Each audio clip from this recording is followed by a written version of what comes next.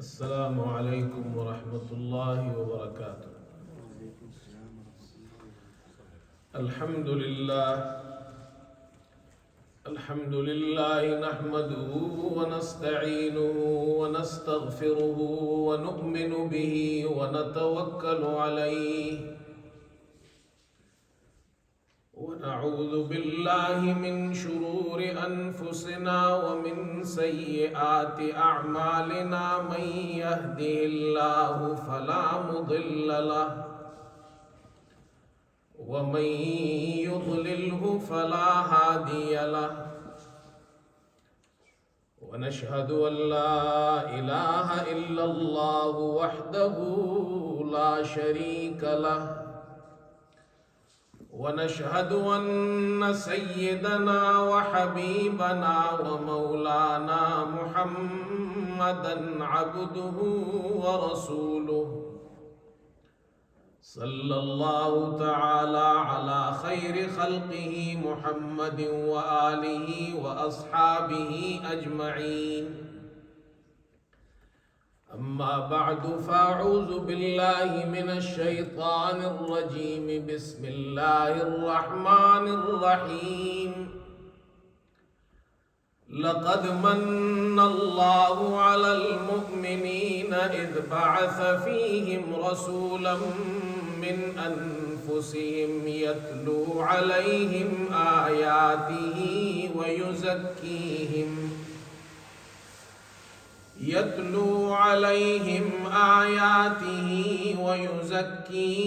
ويعلمهم الكتاب والحكمة وَإِن كَانُوا مِن قَبْلُ لَفِي ضَلَالٍ مُبِينٍ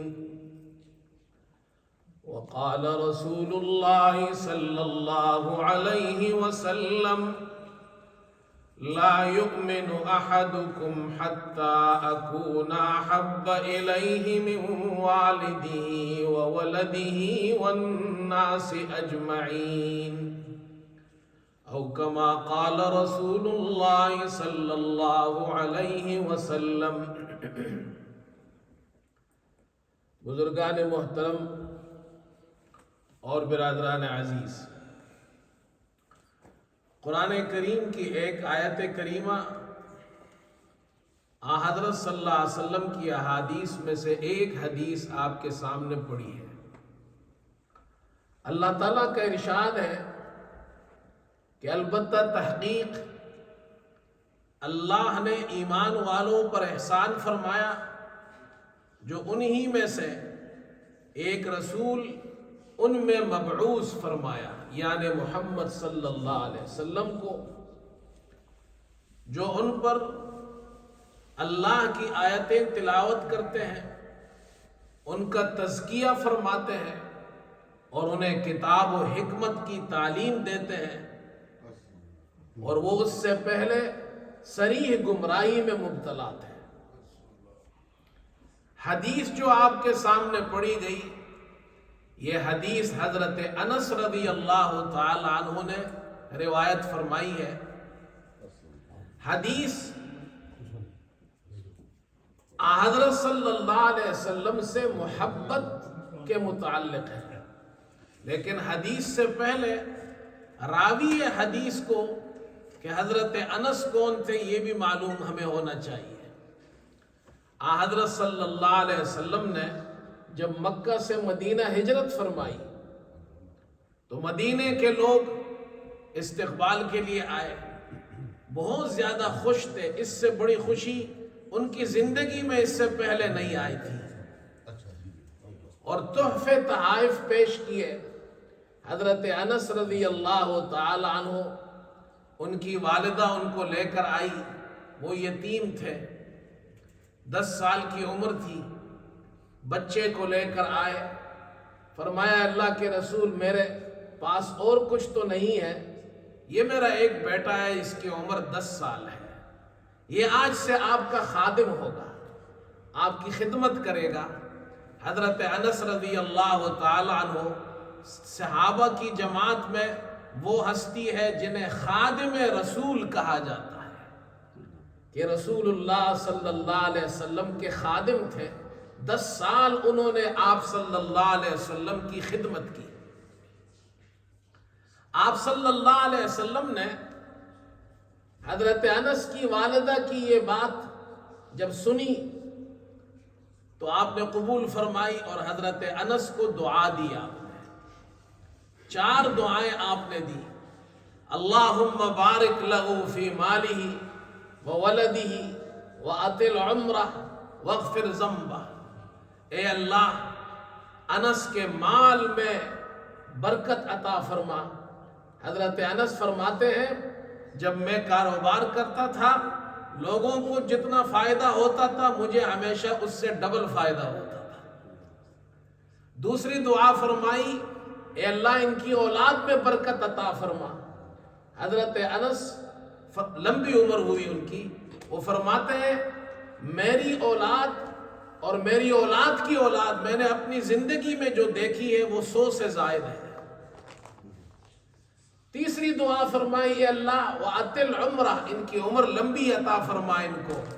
حضرت انس 93 ہجری میں وفات ہوئے 103 سال کی عمر میں۔ وہ فرماتے تھے اللہ کے رسول صلی اللہ علیہ وسلم نے مجھے 4 دعائیں دی، 3 تو میری زندگی میں قبول ہو گئی، 4تھی دعا یہ دی وغفر ذنبہ، اے اللہ انس کے گناہ معاف فرما۔ فرمایا مجھے امید ہے قیامت کے دن اللہ حضور صلی اللہ علیہ وسلم کی یہ دعا بھی میرے حق میں قبول فرمائے گا۔ حضرت انس فرماتے ہیں میں نے حضور صلی اللہ علیہ وسلم کی 10 سال خدمت کی۔ خدمت النبی صلی اللہ علیہ وسلم 10 سنین فما قال لی اف، آپ نے کبھی مجھے اف تک نہیں کہا، کبھی یہ نہیں کہا لما صنعت، یہ کام کیوں کیا ہے، کبھی یہ نہیں کہا اللہ صنعت، کیوں نہیں کیا ہے۔ اپنے خادم سے بھی آپ صلی اللہ علیہ وسلم شفقت کے ساتھ اچھے اخلاق کے ساتھ پیش آتے تھے۔ اس بچے سے بھی کبھی یہ نہیں فرمایا یہ کام کیوں نہیں کیا۔ حضرت انس رضی اللہ عنہ رسول کریم صلی اللہ علیہ وسلم کے سچے عاشق تھے۔ 10 سال میں انہوں نے بڑی تعلیم حاصل کی۔ احادیث کے اندر 2286 روایات حضرت انس رضی اللہ تعالی عنہ سے منقول ہے۔ اتنا بڑا علم انہوں نے حضور صلی اللہ علیہ وسلم سے حاصل کیا۔ وہ فرماتے تھے حضرت صلی اللہ علیہ وسلم کی ہستی، آپ کی شخصیت کے بارے میں جب گفتگو فرماتے تو حضرت انس فرماتے تھے کہ میں نے حضرت صلی اللہ علیہ وسلم کی ہتھیلی سے زیادہ نرم کسی بھی ریشم کو نہیں محسوس کیا ہے، اور آپ کی بدن کی خوشبو سے زیادہ دنیا کی کوئی خوشبو اچھی مجھے نہیں لگی کبھی بھی۔ دنیا کی تمام خوشبو ایک طرف، آپ کی بدن کی خوشبو ایک طرف، دنیا کا تمام ریشم نرم لیکن آپ کی ہتھیلی اس سے زیادہ نرم۔ یہ تھے صحابہ۔ حضرت انس رضی اللہ تعالیٰ عنہ روایت فرما رہے ہیں ربیع الاول کا مہینہ ہے، حضرت صلی اللہ علیہ وسلم کی پیدائش اس مہینے میں ہوئی ہے، تو آپ صلی اللہ علیہ وسلم سے ایک مسلمان کا کیسا تعلق ہونا چاہیے۔ سب سے بڑی بات جو اس حدیث میں ہمیں سمجھائی گئی ہے، آپ صلی اللہ علیہ وسلم نے فرمایا لا یؤمن احدکم حتی اکون احب الیہ من والدہ وولدہ والناس اجمعین۔ حضرت انس فرماتے ہیں رسول کریم صلی اللہ علیہ وسلم نے فرمایا تم میں سے کوئی شخص بھی اس وقت تک مومن نہیں ہو سکتا جب تک کہ میں اس کے نزدیک اس کے والد، اس کے بیٹے اور تمام انسانوں سے زیادہ محبوب نہ بن جاؤں، کہ وہ مجھے اپنے والد سے، اپنے بیٹوں سے اور تمام انسانوں سے زیادہ محبت کرے۔ علماء فرماتے ہیں اس حدیث میں آپ صلی اللہ علیہ وسلم نے 3 قسم کی محبتوں کا ذکر کیا ہے۔ ایک محبت اجلال ہے، والد سے محبت، بزرگوں سے محبت، استاد سے محبت، بڑوں سے محبت، یہ ہے محبت اجلال۔ ایک ہے محبت ولد، اس کو کہتے ہیں محبت شفقت، چھوٹوں سے محبت۔ اپنی اولاد سے محبت، شاگردوں سے محبت، اپنے ماتحتوں سے محبت، یہ ہے محبت شفقت۔ اور ایک محبت مشاکلہ ہے، آپ کے برابر عمر کے جو لوگ ہیں، عام انسانوں سے محبت۔ دنیا میں صرف 3 قسم کی محبت ہوتی ہے۔ آپ صلی اللہ علیہ وسلم نے فرمایا کہ مجھ سے محبت ان تمام قسموں سے زیادہ ہونی چاہیے۔ حضرت صلی اللہ علیہ وسلم سے ایک مسلمان جتنی محبت کرتا ہے دنیا میں کسی اور سے اتنی محبت نہیں کرتا۔ یہ ایمان کا تقاضا ہے۔ اور صحابہ اکرام سچے عاشق تھے محمد صلی اللہ علیہ وسلم۔ انہوں نے محمد صلی اللہ علیہ وسلم سے جو محبت کی ہے اور جو واقعات ہمارے سامنے ہیں، اس سے یہ معلوم ہوتا ہے اللہ نے محمد صلی اللہ علیہ وسلم کو دنیا کی سب سے بہترین جماعت عطا فرمائی تھی جو ان کے شاگرد تھے۔ ہر ایک آپ صلی اللہ علیہ وسلم سے بڑھ چڑھ کر محبت کرتا تھا۔ آج اس محبت کی ضرورت ہے۔ علامہ اقبال رحمت اللہ علیہ فرماتے ہیں، وہ فرماتے ہیں ایک رات میں اللہ کے سامنے گڑ گڑا کر روتا رہا، اللہ سے گڑ گڑا کر پوچھتا رہا کہ اے اللہ، مسلمان دنیا میں آج لاکھوں کی تعداد میں ہے، کروڑوں کی تعداد میں ہے، یہ مسلمان پھر کیوں خوار و زار ہے؟ آج کیوں مسلمان پریشان ہے؟ وہ فرماتے ہیں شب پیش خدا بگر استمزار، ایک رات میں اللہ کے سامنے زار و قطار روتا رہا۔ شب پیش خدا بگر استمزار، مسلمانہ چرا خوارند و زارند، اے اللہ آج مسلمان کیوں خوار و زار ہے؟ آج مسلمان اتنی بڑی تعداد میں دنیا میں رہتے ہیں، 2 ارب کے قریب مسلمان رہتے ہیں، پھر بھی آج مسلمان کی کوئی ویلیو نہیں ہے۔ شب پیش خدا بگر استمزار، مسلمانہ چرا خوارند و زارند، ندا آمد نمی دانی کے ای قوم، دل دارند و محبوب ندارند۔ آواز آئی، علامہ اقبال کہتے ہیں آواز آئی اور مجھ سے کہا گیا کہ تجھے یہ نہیں معلوم کہ مسلمان آج کیوں خوار و زار ہے، مسلمان آج تباہ و برباد ہے، مسلمان آج کمزور ہے، مسلمان آج خوار ہے، مسلمان آج دنیا کے اندر ان کی کوئی ویلیو نہیں۔ اس کی وجہ یہ ہے کہ مسلمانوں کے پاس دل تو ہے لیکن ان کے محبوب صلی اللہ علیہ وسلم ان کے دلوں میں نہیں ہے۔ ان کے دلوں میں آج دنیا کی محبت آ گئی ہے، ان کے دلوں میں آج پیسے کی محبت آ گئی ہے، ان کے دلوں کے اندر آج ڈالرز اور پاؤنڈز آ گئے ہیں۔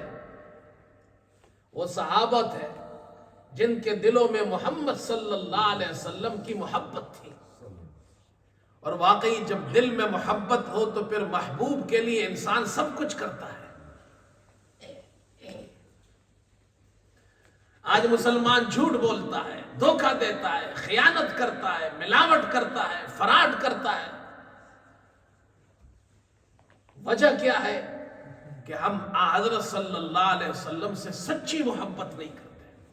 اگر سچی محبت ہوتی تو ہم ان کی بات مانتے، ان کی اتباع کرتے۔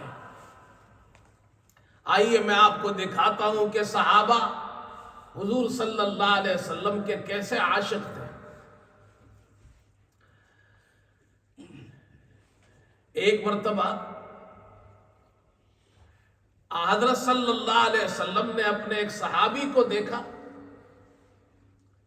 کہ وہ کچھ مغموم نظر آ رہے ہیں، چہرے کا رنگ متغیر ہے، رنگ اترا ہوا ہے۔ آپ نے اپنے اس صحابی سے پوچھا مالی اراک مغمومن، کیا بات ہے کہ میں آج تمہیں مغموم دیکھ رہا ہوں، پریشان دیکھ رہا ہوں؟ تو وہ صحابی عرض کرتا ہے کہ کسی ایک بات نے مجھے پریشان کر دیا ہے۔ کون سی بات ہے؟ کیا تمہارا پیسہ ڈوب گیا ہے؟ کاروبار میں نقصان ہو گیا ہے؟ تجارت تمہاری نہیں چل رہی ہے؟ دنیاوی نقصان ہو گیا ہے؟ لیکن وہ صحابی ہمارے طرح نہیں تھے دنیاوی نقصانات پر پریشان ہونے والے۔ کیا وجہ ہے کہ تمہارے چہرے پر غم کے یہ تاثرات میں دیکھ رہا ہوں؟ تو وہ صحابی رسول صلی اللہ علیہ وسلم جو سچے عاشق رسول تھے، وہ جواب میں کیا عجیب بات ارشاد فرماتے ہیں، فرماتے ہیں نحن نغدو علیک ونروح ننظر الی وجہک ونجالسک۔ اے اللہ کے رسول، ہم صبح آپ کی خدمت میں آتے ہیں، شام کو آتے ہیں، آپ کی مجلس میں بیٹھتے ہیں۔ اللہ نے آپ جیسا پیغمبر ہمیں عطا فرمایا ہے، آپ کی خوبصورت چہرے کا دیدار ہم کرتے ہیں۔ ہمارا دل جب چاہے ہم آپ کو دنیا میں دیکھ لیتے ہیں۔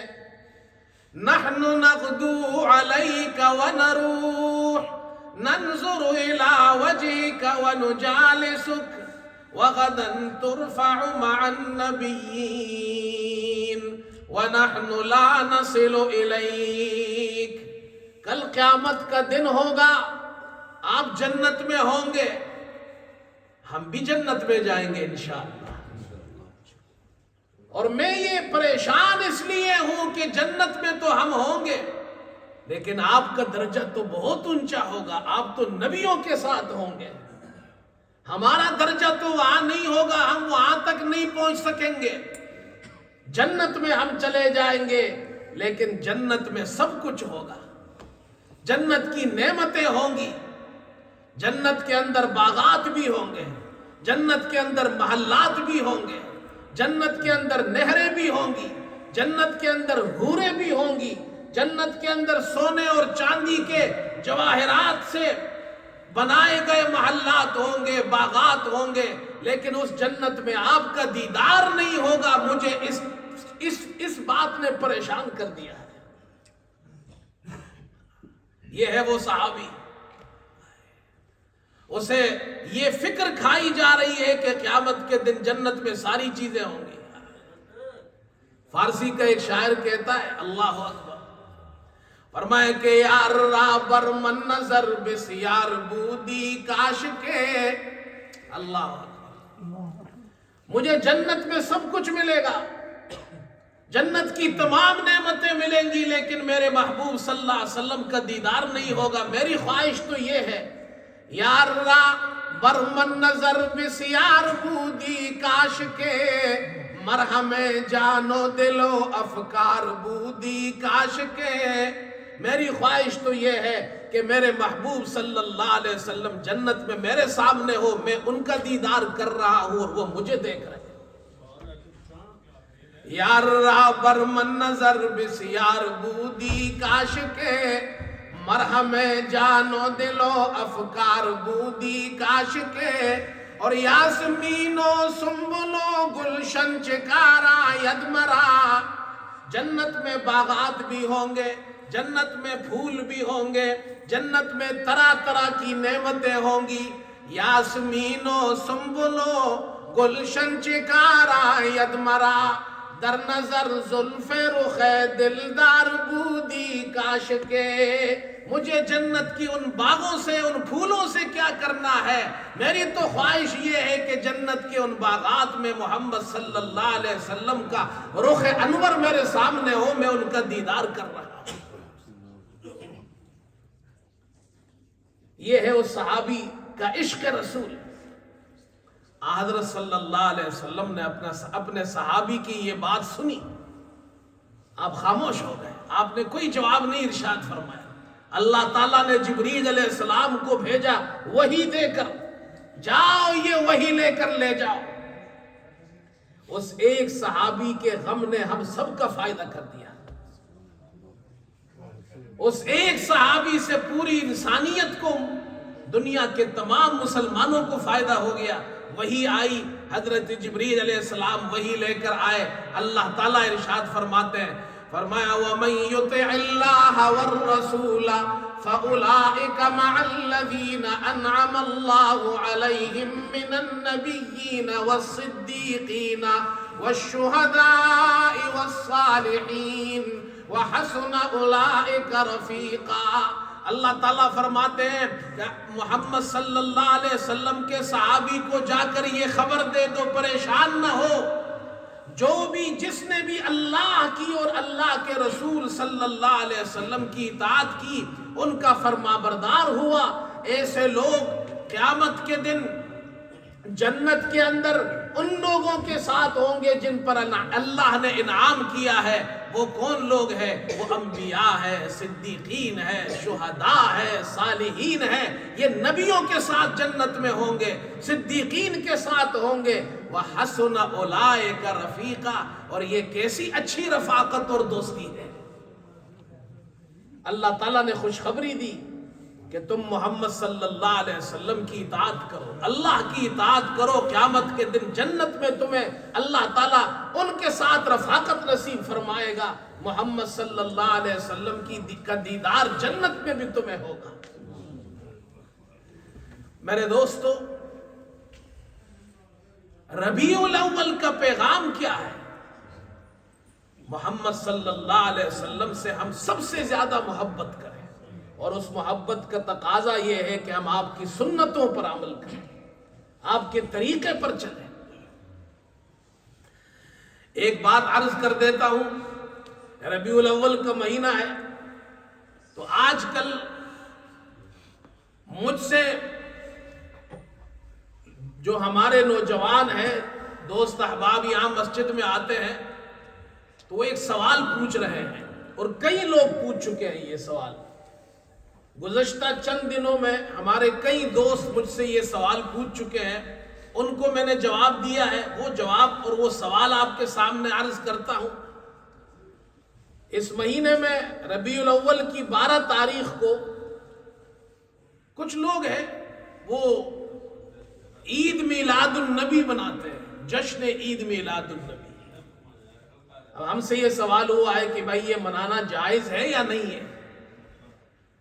تو اس بارے میں چند باتیں عرض کرتا ہوں، لیکن میری درخواست یہ ہے کہ بھائی ہم اس بات کو یہ نہ سمجھیں کہ جی ہم کسی کی جماعت کی کوئی مخالفت کر رہے ہیں، ہمارا یہ مقصد نہیں ہے۔ ہم تو دعوت فکر دیتے ہیں، داعی کا کام دعوت دینا ہے۔ ہم نہ کسی سے لڑتے ہیں، نہ کسی سے جھگڑتے ہیں، نہ کسی کو برا بلا کہتے ہیں۔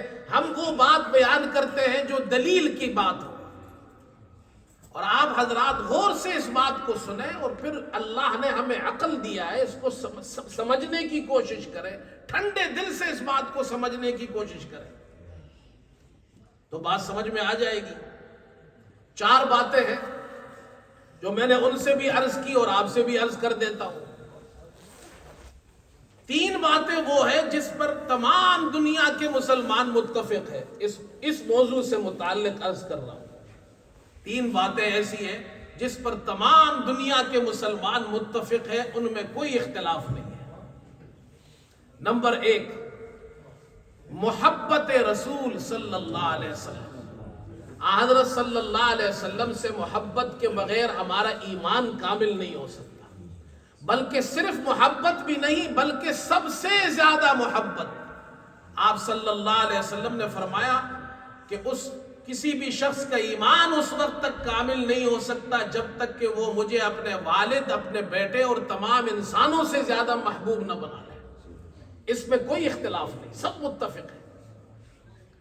دوسری چیز، حضرت صلی اللہ علیہ وسلم اللہ تعالیٰ کی نعمتوں میں سب سے بڑی نعمت ہے۔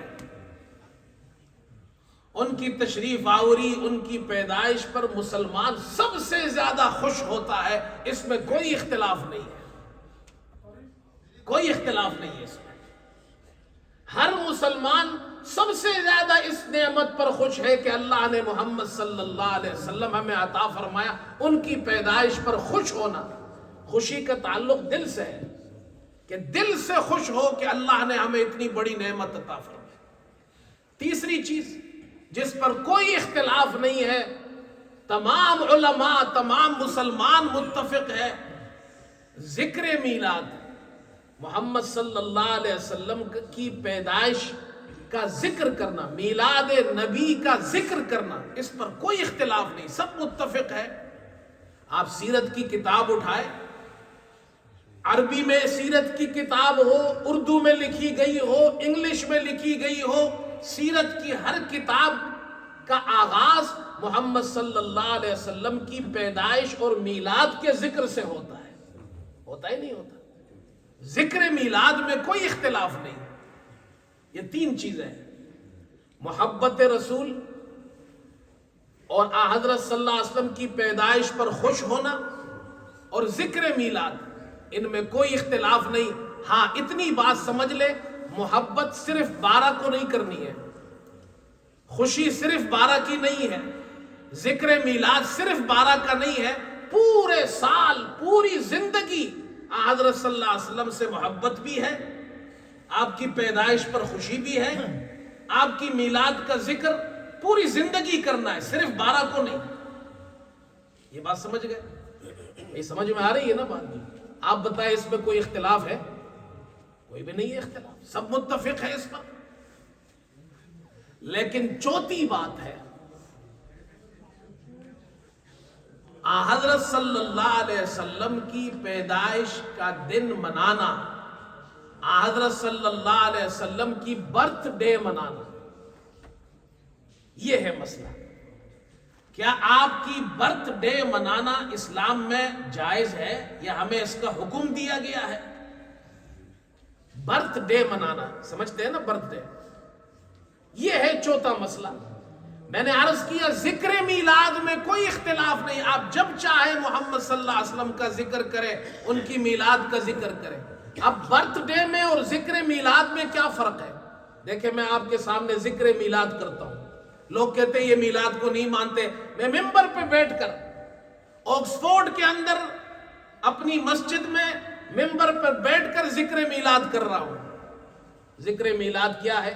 حضرت صلی اللہ علیہ وسلم عام الفیل، جس سال ہاتھیوں والا واقعہ ہوا، آپ پیدا ہوئے، عام الفیل کے 50 یا 55 دن بعد پیدا ہوئے، ربیع الاول کے مہینے میں پیدا ہوئے، پیر کے دن پیدا ہوئے، مکہ مکرمہ میں پیدا ہوئے، حضرت آمنہ کے گھر میں پیدا ہوئے۔ آپ کے پیدائش پر پورا گھر روشن ہو گیا، پورا جہان روشن ہو گیا۔ حضرت صلی اللہ علیہ وسلم کی پیدائش یہ ربیع الاول میں کب ہوئی ہے؟ مختلف اقوال ہے، 12 ربیع الاول زیادہ مشہور ہے، 8 کو یہ بھی روایت ہے، 9 کو یہ بھی روایت ہے، 10 کو یہ بھی روایت ہے، 2 کو یہ بھی روایت ہے۔ یہ ہے ذکر میلاد، کوئی اختلاف نہیں۔ ہم کہتے ہیں جب آپ چاہے ذکر میلاد کرے، 12 کو کرے، ربیع الاول کو کرے، ربیع الاول کے بعد پوری زندگی، کوئی دن اس کے لیے خاص نہیں ہے۔ لیکن برتھ ڈے منانا یہ اور چیز ہے۔ برتھ ڈے کیا ہوتا ہے؟ برتھ ڈے یہ ہوتا ہے کہ جس دن آپ صلی اللہ علیہ وسلم کی پیدائش ہو، اس دن چراغاں کرنا، جھنڈے لگانا۔ اب تو کیک بھی کاٹا جاتا ہے، کیک پر حضرت صلی اللہ علیہ وسلم کا نام لکھا جاتا ہے۔ بعض لوگ تو 63 کلو اور 63 من کا کیک بناتے ہیں، محمد صلی اللہ علیہ وسلم کا نام لکھتے ہیں، پھر چھری سے اس کو کاٹتے بھی ہیں۔ ظالموں، کم از کم اس پر نام تو نہ لکھو پیارے نبی صلی اللہ علیہ وسلم کا، پھر اس کو چھری سے بھی کاٹتے ہو۔ اور جب جلوس، چراغا باہر سڑکوں پر نکلنا، یہ ہے celebration of the birth day.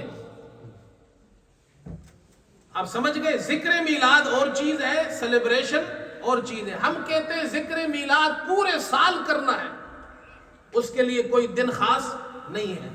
Celebration اسلام میں ہے یا نہیں ہے محمد صلی اللہ علیہ وسلم کی برتھ ڈے منانا؟ تو یاد رکھیے اسلام میں برتھ ڈے منانے کا کوئی تصور نہیں ہے، نہ قرآن میں ہے، نہ حدیث میں ہے، نہ صحابہ نے کیا ہے، نہ خیر القرون میں ہوا ہے۔ میں ایک چھوٹی سی مثال دیتا ہوں۔ قرآن پاک میں حضرت عیسیٰ علیہ السلام کی میلاد کا ذکر ہے، ذکر ولادت ہے۔ یحییٰ علیہ السلام کا ذکر ولادت ہے۔ سورہ مریم پڑھ لیجئے، 2 رکوع میں ہے، اللہ نے تفصیل سے حضرت یحییٰ علیہ السلام کا ذکر ولادت بھی کیا ہے، حضرت عیسیٰ کا ذکر ولادت بھی ہے۔ ذکر ولادت حضرت عیسیٰ کا ہے، لیکن حضرت عیسیٰ کا جشن ولادت نہیں ہے قرآن میں، ذکر ولادت ہے، جشن میلاد نہیں ہے، برتھ ڈے سیلیبریٹ کرنا اسلام میں نہیں ہے۔ پھر ایک بات، عید میلاد النبی اگر کہے تو عید کے تو احکامات ہیں، صبح اٹھنا، غسل کرنا، بدن کی صفائی، کپڑے پہننا، خوشبو لگانا، مسجد جانا، صدقہ فطر ادا کرنا، 2 رکعت عید کی نماز پڑھنا، خطبہ سننا، خطبے کے بعد لوگ ملتے ہیں، صحابہ ملتے تھے، تقبل اللہ منا ومنکم صالح الاعمال۔ صدقہ عید الفطر کے بھی آداب ہے، مستحبات ہے، احکام ہے، عید الاضحیٰ کے بھی ہے، جمعے کے بھی ہے، غسل کرنا، کپڑے پہننا، خوشبو لگانا، بدن کی صفائی کرنا، مسجد میں آنا، آگے صف میں بیٹھنا۔ سوال یہ ہے برتھ ڈے منانے کے احکام کیا ہے؟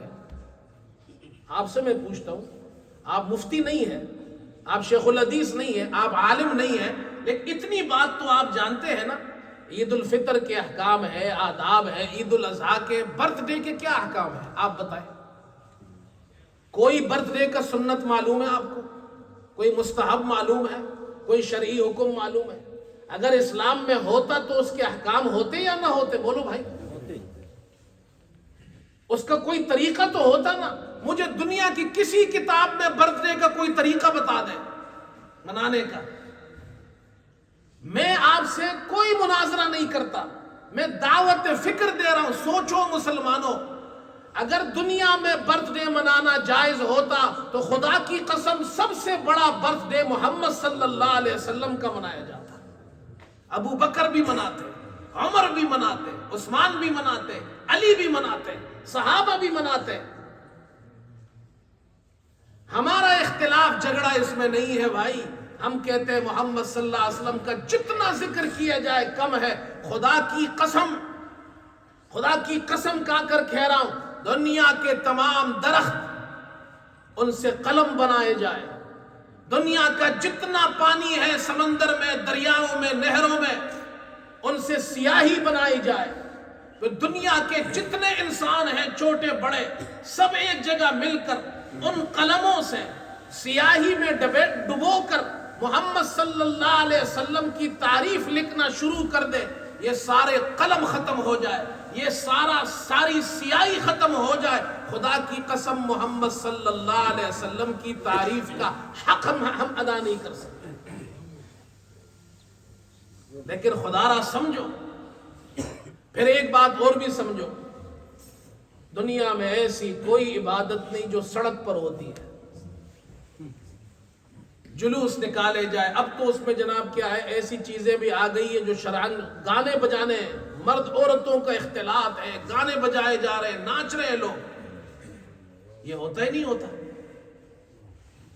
مجھے بتائے آپ دنیا میں ایسی کون سی عبادت ہے جو سڑکوں پر ہوتی ہے؟ جب ہم یہ کہتے ہیں، وہ کہتے ہیں کہ فلاں بھی تو جلوس نکلتا ہے۔ کوئی جلوس جو سڑک بند کرے جائز نہیں ہے، وہ جلوس نکالتے ہیں وہ عبادت سمجھ کر نہیں نکالتے۔ یہاں تو جلوس عبادت سمجھ کر محمد صلی اللہ علیہ وسلم کی برتھ ڈے کے طور پر اس کو نکالا جا رہا ہے، سڑکیں بند کی جا رہی ہیں۔ آپ مجھے بتائیں، جمعے کے دن اتنا بڑا اجتماع ہوتا ہے، لیکن سڑک بند کرنے کی اجازت نہیں ہے، مسجدوں میں کریں آپ۔ عید کے دن، عید الفطر عید ہے، لیکن عید کا اجتماع بھی میدانوں میں کریں، سڑکوں پر عید کی نماز نہیں پڑھی جائے گی۔ حج اتنی بڑی عبادت ہے، اتنی ملینوں لوگ حج کرتے ہیں، سڑکیں بند کرنے کی وہاں بھی اجازت نہیں ہے۔ منی میں جاؤ، عرفات میں جاؤ، مزدلفہ میں جاؤ، میدانوں میں جاؤ۔ دنیا میں کوئی عبادت سڑک پر نہیں ہوتی ہے کوئی عبادت، بلکہ حضرت صلی اللہ علیہ وسلم ایک غزوے سے واپس تشریف لا رہے تھے، راستے میں لشکر ٹھہرا، کچھ لوگوں نے راستہ جا رہا تھا وہاں خیمے لگا دیے۔ آپ صلی اللہ علیہ وسلم کو پتہ چلا، آپ نے فرمایا من قطع الطریق فلا جہاد لہ، جس نے راستہ بند کیا، راستہ کاٹا، اللہ اس کا جہاد قبول نہیں کرے گا۔ دنیا میں کوئی عبادت سڑکوں پر نہیں ہوتی ہے بھائی، عبادت گھروں میں ہوتی ہے، مسجدوں میں ہوتی ہے۔ حضرت صلی اللہ علیہ وسلم کی خوب تعریف کریں ہم، حضرت صلی اللہ علیہ وسلم سے محبت کرنا، ان کی پیدائش پر خوش ہونا، ان کی تعریف کرنا، جتنا ہم کریں کم ہے، لیکن شریعت کے دائرے کے اندر رہ کر اللہ تعالیٰ ہم سب کو عمل کی توفیق عطا فرمائے۔ وآخر دعوانا ان الحمدللہ رب العالمین۔